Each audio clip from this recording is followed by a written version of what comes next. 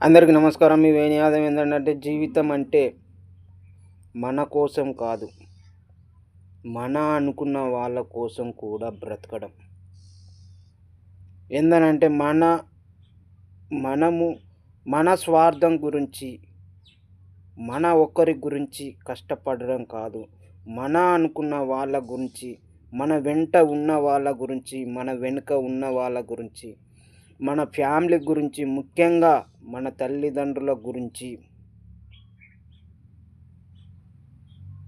మనకు జన్మనిచ్చిన తల్లిదండ్రుల రుణం తీర్చుకోవాలంటే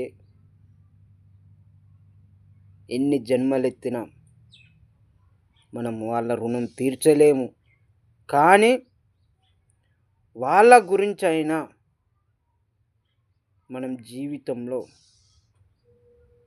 బ్రతకడం చాలా మంచిది. ఎందుకనంటే కొందరు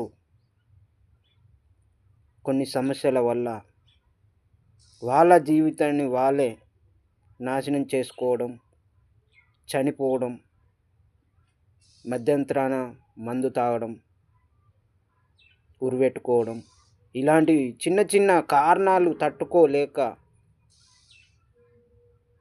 ఆవుస్ ఉన్నా కానీ వాళ్ళకు వాళ్ళే చనిపోవడం, వాళ్ళ ఇష్టపూర్వకంగా చనిపోవడం. దేవుడు కొంచెంవాడు కాదు అక్కడ విషయం. వీళ్ళే చిన్న చిన్న కారణాలకు చనిపోవడం జరిగింది. ఇది ముమ్మాటికి వాస్తవం మిత్రమా. మీ వేణి యాదవ్.